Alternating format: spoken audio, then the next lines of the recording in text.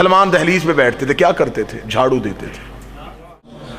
اللہم ایاک نعبد و ایاک نستعین، الصلاۃ والسلام بتحیۃ والاکرام علی اشرف الانبیاء والمرسلین واولادہ الطیبین الطاہرین المعصومین، ثم الصلاۃ والسلام علی مخدومۃ الانسان معصومہ فی القرآن، الصدیقۃ المبارکہ الراضیۃ المرضیہ عالمۃ غیر معلمہ، بلقیس حجرت و تقدیس الجلال و آسیۃ التکمیل والکمال، ام الکتاب، ام القرآن، ام الانوار، ام الائمہ، ام المعصومین، ام الابیہا، السیدہ فاطمہ الزہراء صلوات اللہ علیہا ولعن اللہ تعالی علی اعدائہم اجمعین، اما بعد فقد قال حق سبحانہ تعالی فی کتابہ المجید، بسم اللہ الرحمن الرحیم، فلا اقسم بمواقع النجوم، بلند تر الصلوات، صلی اللہ محمد۔ دعا ہے مالکان عزت بارگاہ عزت میں آئے ہوئے ہر صاحب عزت کی عزت کو محفوظ فرمائے۔ آقا زادی مادر حسنین شہزادی کونین اس عبادت کا بہتر سے بہتر اجر عطا فرمائے۔ میری مالکن میری شہزادی یہ پرسہ اپنی بارگاہ میں قبول فرمائے۔ آخری سانس تک مخدومہ کے حق اور علی کی ولایت پہ استقامت نصیب فرمائے، خاتمہ بالخیر اور بالایمان فرمائے، قائم کے ظہور میں تاجیل فرمائے، دعائیں قبولیت تک پہنچائے۔ سہارا درود کر لیں بلند آواز سے صلوات پڑھیں۔ اللہم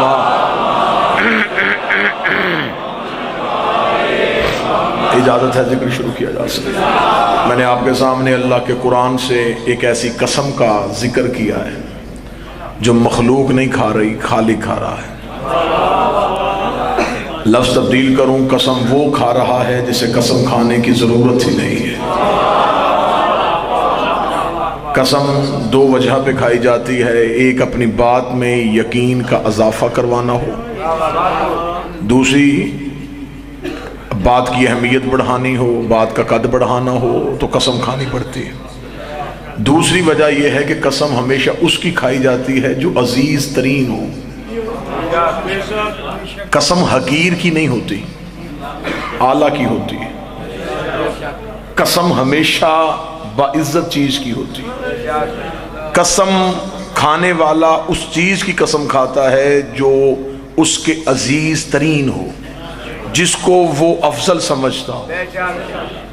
اب اللہ نے کھائی ہے قرآن میں قسم، میں صرف قسم پڑھوں گا کہ اللہ نے کھائی کیا ہے اور آپ کے چہروں سے نور ولایت چمک اٹھے گا۔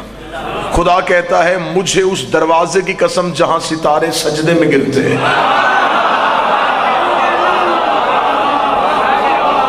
مجھے اس دہلیز کی قسم، مجھے اس دروازے کی قسم، ستارے کی قسم نہیں،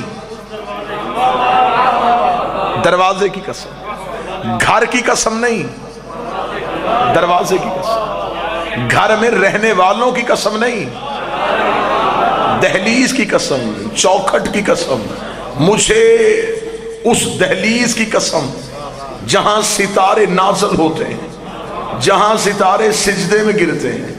اللہ کی کائنات میں مفسرین قرآن کے سروں پہ قرآن رکھ کے پوچھو، سوائے دہلیز سیدہ کے کوئی دہلیز ایسی ہے ہی نہیں جہاں اللہ نے ستارے اتارے ہو۔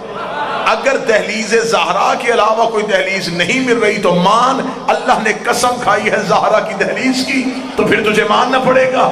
مخلوق قسم کھائے تو اللہ کی کھاتی ہے، اللہ قسم کھائے تو دہلیز زہرا کی کھاتی ہے۔ مخلوق کے نزدیک مخلوق کے نزدیک عزیز ترین ہے اللہ کی ذات، اللہ کے نزدیک عزیز ترین ہے زہرا کی دہلیز۔ میں کوشش کر رہا تھا کہ میں زمین ذہن زرخیز ہو جائے تو تخم معرفت بو سکوں، ذہن زرخیز ہو گئے۔ اب عقیدے کی پہلی سطر ٹیکسلا کے حوالے کرنے لگا ہوں۔ جو بندہ میرے عقیدے کے ساتھ متفق ہوگا وہ میرا ہم آواز بن جائے گا، ہم آواز بنے گا تو مجھے خبر ہو جائے گی کہ ٹیکسلا میں مجھ جیسا عقیدہ رکھنے والے افراد اور بھی ہیں۔ میں پہلی سطر کہنے لگا ہوں، عرش خدا سے افضل ہے دہلیز فاطمہ۔ میں نے پہلے کہا ہاتھ وہ اٹھے گا جو تائید کے ساتھ ہوگا. میں لفظ پھر دہراتا ہوں, جملہ پھر دہراتا ہوں, جملہ پھر دہرا دیتا ہوں. درود سارے حضرات مل کے بلند آواز سے پڑھیے.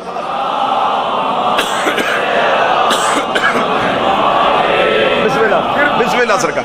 ذاکر با عمل, میری مراد عزت ماں والی جناب سرکار بابا سید علی رضا بخاری برسر منبر تشریف فرما ہوا. میرے لیے انتہائی خوش قسمتی کہ ان کی دعا شامل حال ہوگی. میں پھر جملہ بابا جی کے حکم پہ دہرانے لگا ہوں. عرش خدا سے افضل ہے دہلیز فاطمہ. جس کا ہاتھ اٹھا اس نے نوکر پہ احسان کیا. جو بندہ چپ ہے مجھے اس کے عقیدے پہ ہلکا سا بھی شک نہیں ہے. وہ صرف سوچ یہ رہے ہیں کہ یہ بات کیسی کہہ دی. کہاں عرش خدا, کہاں دہلیز زہرا, کہاں عرش پروردگار, کہاں زہرا کی چوکھٹ. تو میں ابھی دلیل ممبر پہ دیتا ہوں. مجھے سر پہ قرآن رکھ کے بتاؤ عرش خدا پہ کون رہتا ہے؟ جبریل رہتا ہے, میکائیل رہتا ہے, اسرافیل رہتا ہے, اسرائیل رہتا ہے. اب بتاؤ دہلیز زہرا پہ کون بیٹھتا ہے؟ سلمان بیٹھتا ہے, کمبر بیٹھتا ہے, مقداد بیٹھتا ہے, حذیفہ بیٹھتا ہے, فضہ بیٹھتی ہے. مجھے پھٹی سے پھٹی کتاب کی چھوٹی سے چھوٹی روایت نکال کے دکھاؤ. ساری زندگی سلمان نے علی سے کہا ہو مجھے عرش پہ بھیج دیجئے, کبر نے کہا ہو مجھے جنت کی سیر کروا دے, فضہ نے کہا ہو مجھے جنت سے روٹیاں منگوا دے. ادھر والے ادھر جانے کی تمنا نہیں کرتے. ادھر والے فقیر بن کے, مسکین بن کے, یتیم.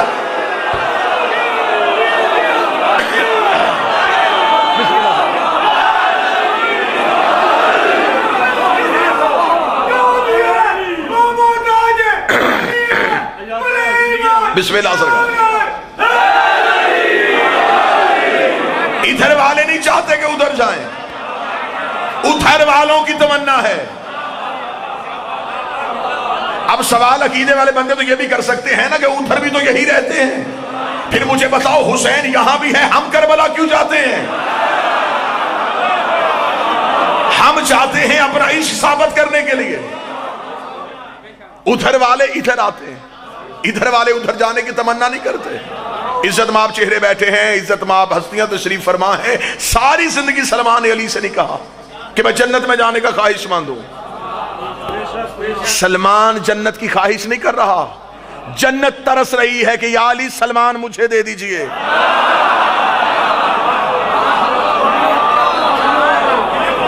انہیں وہاں جانے کی آرزو نہیں, ادھر والوں کو یہاں آنے کی آرزو. اور ادھر والے جب یہاں آتے ہیں تو پھر فرشتے بن کے نہیں آتے, درزی بن کے, مسکین بن کے, یتیم بن کے, اسیر بن کے آتے ہیں. تو کیا یہ فرشتوں کی عادت ہے کہ وہ جب بھی کسی عزت والے دروازے پہ جائیں تو وہ عاجزی دکھاتے ہیں؟ اور قرآن سے پوچھ رہے ہیں کہ کیا ہر دروازے پہ فرشتوں نے عاجزی دکھائی؟ قبلہ کاظمی صاحب تائید فرمائیں گے. اللہ قرآن میں کہتا میرا حبیب یاد کر وہ ابراہیم والا قصہ, جب ہم نے ابراہیم کے گھر عزت والے مہمان بھیجے تھے. ابراہیم کے گھر ہم نے عزت والے مہمان بھیجے, معزز مہمان بھیجے. کون گئے تھے؟ اللہ کے فرشتے گئے تھے بھیس بدل کے, انسانیت کے روپ میں, لباس بشریت اوڑھ کے ابراہیم کے گھر گئے. اس قوم سے بہتر اشارہ سمجھنے والی قوم اللہ نے خلق ہی نہیں کی. میں اشارہ دوں گا اور آپ سمجھ جائیں گے. ابراہیم کے گھر فرشتے آئے, ابراہیم نے نہیں پہچانا.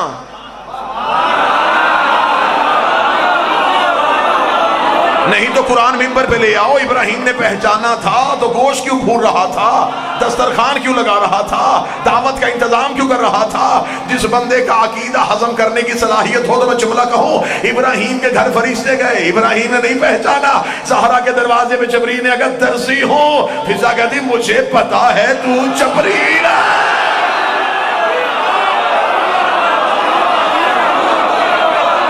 ابراہیم کے گھر معزز ترین مہمان, ابراہیم کے گھر گئے تو معزز ترین مہمان ابراہیم کے گھر آئے, معزز. اللہ کہہ رہا ہے میں نے معزز مہمان بھیجے ابراہیم کے گھر.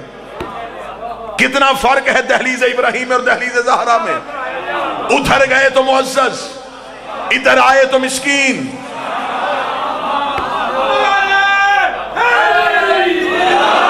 وہاں معزز بن کے گئے, یہاں مسکین بن کے آئے. ابراہیم کے گھر معزز بن کے بیٹھے ہیں, لباس بشریت میں آئے ہیں, مہمان بن کے بیٹھے ہیں. ابراہیم کے دروازے پہ نہیں بیٹھے, گھر میں بیٹھے. حضرت ابراہیم نے دعوت کا انتظام کیا، گوشت بھن گیا، دسترخوان سج گیا، کھانا لگ گیا، کھانا لگ گیا، راز کھل گیا۔ اتنی دیر بشر بن کے بیٹھے رہے، جب کھانا لگ گیا ابراہیم نے کہا کرو شروع، اب خاموش۔ ابراہیم نے کہا کھاتے کیوں نہیں؟ ان میں سے ایک بولا ہم نہیں کھاتے۔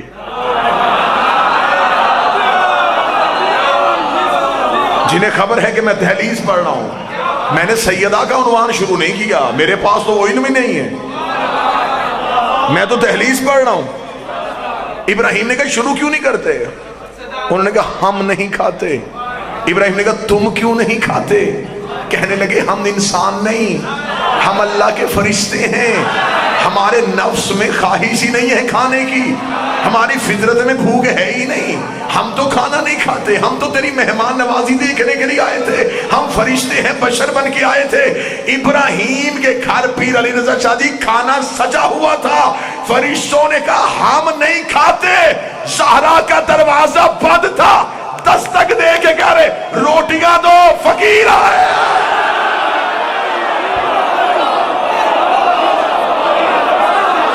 وہاں کھا نہیں رہے۔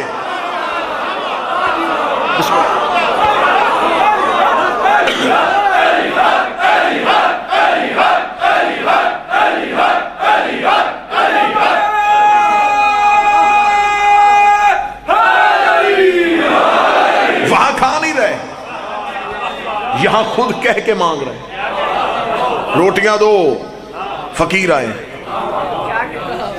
کتنا فرق ہے دہلیز ابراہیم اور دہلیز زہرا میں۔ یقیناً عقیدہ سنا جا رہا ہے اور عقیدہ برداشت ہو رہا ہے، تو پھر یہ سطر بھی آپ ہی کی سماعتوں کو ہدیہ کرنے کے قابل ہے۔ ابراہیم کی دہلیز میں اور زہرا کی دہلیز میں فرق کیا ہے؟ وہ خلیل اللہ کا گھر تھا، یہ حجاب اللہ کا گھر ہے۔ وہاں اللہ کا دوست رہتا تھا، دوست کے گھر میں تو میں چل سکتی ہے، یہاں اللہ کا راز رہتا ہے۔ یہاں دروازے میں رکنا ہے، صرف عہدہ نہیں بتانا، تعارف فقیر ہی کا کروانا ہے۔ میں صرف دہلیز، میں نے کہا کہ مجھے گھر کے اندر رہنے والے مالکوں پہ گفتگو کرنے کا سلیقہ ہی نہیں آتا، میں کہاں سے لفظ ڈھونڈ کے لاؤں جو سیدہ کے شایان شان ہو؟ میں تو دہلیز پڑھ رہا ہوں، صرف دہلیز پڑھ رہا ہوں۔ مریم کے گھر سرکار، مریم کے صحن میں فرشتہ آیا، ابھی میں نے آپ کے سامنے کہا ابراہیم کے گھر آئے، ابراہیم نے نہیں پہچانا۔ مریم بھی باعزت خاتون ہے، عیسیٰ جیسے نبی کی ماں، اللہ نے بطول بنایا۔ مریم کے گھر بھی فرشتہ ہے، حجرے میں بیٹھی تھی، حجرے کے اندر آ گیا، دروازے پہ اجازت نہیں مانگی، حجرے کے اندر آ گیا۔ قرآن کو کھولو، قرآن کہتا ہے کہ مریم نے کہا میں تجھ سے رحمان کی پناہ چاہتی ہوں۔ کون ہے تو؟ اگر مریم نے پہچانا تھا تو مریم نے کیوں پوچھا کون ہے تو؟ اس کا مطلب مریم نے نہیں پہچانا۔ مریم نے کہا تو کون ہے؟ فرشتہ دیکھ کے کہا بی بی گھبرانا، انا رسول ربک، میں تیرے رب کا بھیجا رسول ہوں۔ میں نے کہا میرے حجرے میں کیوں آیا؟ کہنے لگا تجھے بیٹا دینے آیا ہوں۔ فرشتہ کہہ رہا ہے تجھے بیٹا دینے آیا ہوں، بطول کے حجرے کے اندر کھڑا ہے اور کہہ رہا ہے گھبرانا، رب کا رسول ہوں، بیٹا دینے آیا ہوں، رب کا رسول ہوں، بیٹا دینے آیا ہوں۔ آپ کی سوچوں سے جلدی میں منبر چھوڑ رہا ہوں صرف دہلیز کے تعارف میں۔ میں نے ابراہیم کے دہلیز بتا دیا، مریم کی دہلیز سنو۔ مریم کے حجرے کے اندر کھڑا ہو کے فرشتہ کہہ رہا بی بی گھبرانا، رب کا رسول ہوں، بیٹا دینے آیا ہوں، رب کا رسول ہوں، بیٹا دینے آیا ہوں، رب کا رسول ہوں، بیٹا دینے آیا ہوں۔ میرا اندر کا خطیب مطمئن ہو رہا ہے، رب کا رسول ہوں، بیٹا دینے آیا ہوں۔ اور یہی فرشتہ زہرا کے دروازے پہ گیا، پھر مجھے کون ہے؟ کہتا درزی ہوں، کپڑے لے کے آیا۔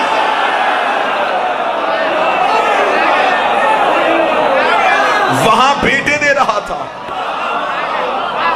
یہاں کپڑے دے رہا۔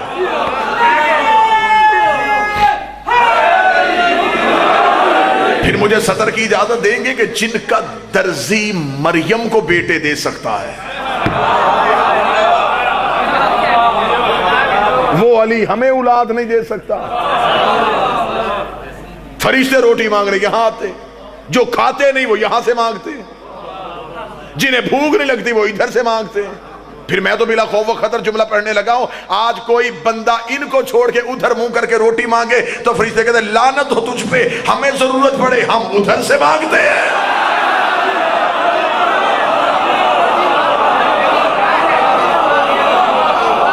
یہاں سے آ کے روٹیاں مانگی ہیں، مسکین بن کے مانگی ہیں، یتیم بن کے مانگی ہیں، اسیر بن کے مانگی ہیں۔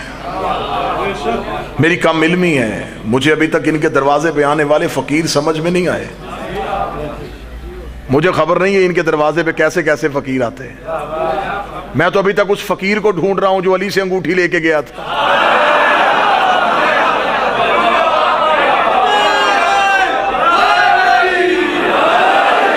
کیونکہ وہ بھی ہمیں آتا نظر آیا ہے، جاتا نظر وہ بھی نہیں آیا۔ دہلیز کا تعارف، صرف دہلیز، دہلیز پڑھی جائے 1 گھنٹہ صرف دہلیز کا تعارف ہو۔ جناب سلمان دہلیز پہ بیٹھتے تھے، یہی ہے کیا کرتے تھے؟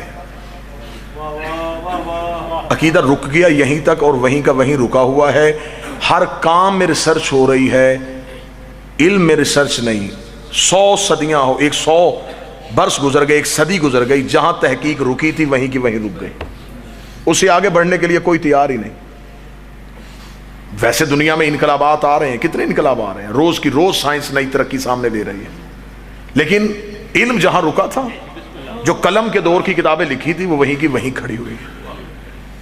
ہو سکتا ہے کہ اس دور کے علماء کی مجبوری ہو، انہوں نے زمانے تک چیزیں پہنچانے کے لیے استعارے استعمال کیے ہوں۔ سلمان دہلیز پہ بیٹھتے تھے، کیا کرتے تھے؟ جھاڑو دیتے تھے۔ جھاڑو وہاں دیا جاتا ہے جہاں گندگی کا احتمال ہو۔ میں یہ نہیں کہتا کہ یہ واقعی سراسر غلط ہے کہ سلمان آتے نہیں، آتے بھی تھے، جھکتے بھی تھے، ریش مبارک بھی دہلیز پہ پھیرتے تھے۔ دیکھنے والے کی آنکھ ہوتی ہے، ہو سکتا ہے جس نے دیکھا اس نے کہا ہو کہ جھاڑو دے رہا ہے، جو مجھ ماتمی کو مجھے نظر آ رہا ہے وہ میں اپنا عقیدہ پڑھ دیتا ہوں، پورا مجمع خاموش رہ جائے گا۔ بابا جی کو مالک نے قلم بھی دیا ہے، لہن بھی دیا ہے، زبان بھی دی ہے، ان سے میں داد لے لوں گا، کاظمی صاحب سے داد لے لوں گا۔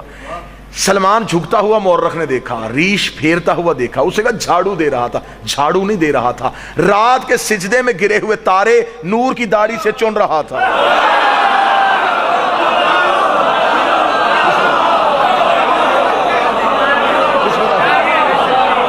کیونکہ ان تاروں کے اترنے کا ذکر ہے، جانے کا ذکر نہیں ہے، ان کی آنے کا قرآن نے بتایا ہے، جانے کا نہیں بتایا۔ اور جو ویسے بھی زہرا کی دہلیز پہ غروب ہو جائے پھر اسے طلوع کی تمنا ہی نہیں رہتی۔ یہ دہلیز سیدہ پہ جو غروب ہو جاتے ہیں پھر یہ کہیں اور طلوع ہو جاتے ہیں۔ دہلیز پہ تھے جناب سلمان، ایک شخص نے آ کے پوچھا، اس نے کہا سلمان ساری رات اس دہلیز پہ بیٹھتا ہے، کیا لیتا ہے اس دہلیز سے؟ دہلیز کا نام مانا تھا۔ سلمان نے اس کی طرف دیکھا، کیا کہا اسے؟ اس نے کہا دہلیز۔ سلمان نے کہا دہلیز نہیں، سدرۃ المنتہا ہے۔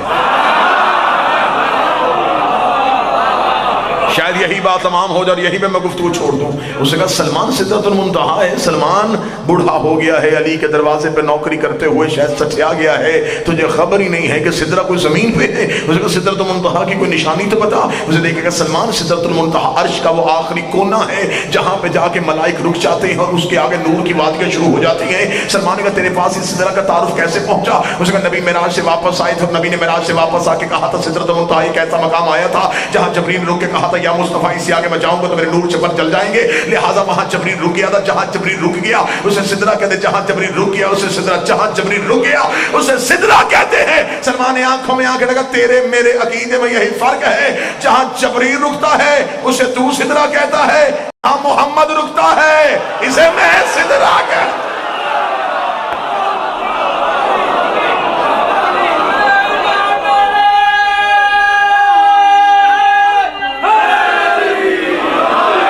جبریل نہیں، یہاں مصطفیٰ رکتا ہے، یہاں رسولوں کا رسول رکتا ہے، یہاں کائنات کا نبی رکتا ہے۔ سیدہ کی شان میں بلندہ صلوات، اللہم صلی علی محمد وآل محمد۔ گفتگو مکمل ہوئی، سلام ہوا، حاضری کا مقصد پورا ہوا، دن ہے سیدہ کو رونے کا۔ سیدزادہ تشریف فرما ہے، آنکھیں تڑپ رہی ہیں کہ سید بتائے کہ دادی کتنی زخمی تھی۔ بغیر سید کی مجال نہیں، میری اوقات نہیں۔ مالک نے منفرد لہجہ عطا کیا ہے مصائب کے حوالے سے، فضائل کے حوالے سے۔ بہتر ہے کہ آج کی مصیبت کوئی سید ہی سنائے۔ جتنا طالب علمانہ سی میری ایک سوچ ہے، میری ایک تحقیق ہے، میں وہ پڑھ دیتا ہوں اور اس پہ میرے پاس نص بھی ہے، دلیل بھی ہے۔ کائنات کی یہ واحد مظلومہ ہے جس کے درد بھی چھپا لیے گئے۔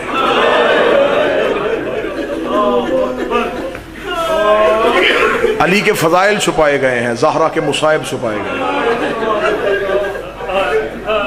اس شہزادی کے درد پڑے ہی نہیں گئے، کتابوں میں لکھے بھی نہ جا سکے، اس لیے کہ سیدہ نے بیان بھی نہیں کیے۔ آدھے سے زیادہ درد تو وہ تھے جو بطول نے علی کو بھی نہیں بتائے۔ کسی کو نہیں آتی شہادت۔ ہمارے پاس یہ جو شہادت ہے، یہ جو کتابوں میں واقعات لکھے ہیں، ہم انہیں دہرا دیتے ہیں۔ کتنی زخمی تھی یہ پردے والا جانتا ہے۔ پوری شہادت دربار سے لے کے اٹھتے ہوئے جنازے تک سیدزادہ پڑھے گا۔ ان سے اجازت لے کے سید ہیں، سخی ہیں، ان کے گھر کا دکھ ہے، میرے اندر ایک راز مچر رہا ہے، تڑپ رہا ہے۔ یہ درد 3 جمادی ثانی کو قوم نہیں سنے گی تو پھر کب سنیں گی؟ وہ ایک درد زیادہ سے زیادہ 1-1.5 منٹ میں سنا کے آپ سے اجازت لے لوں گا۔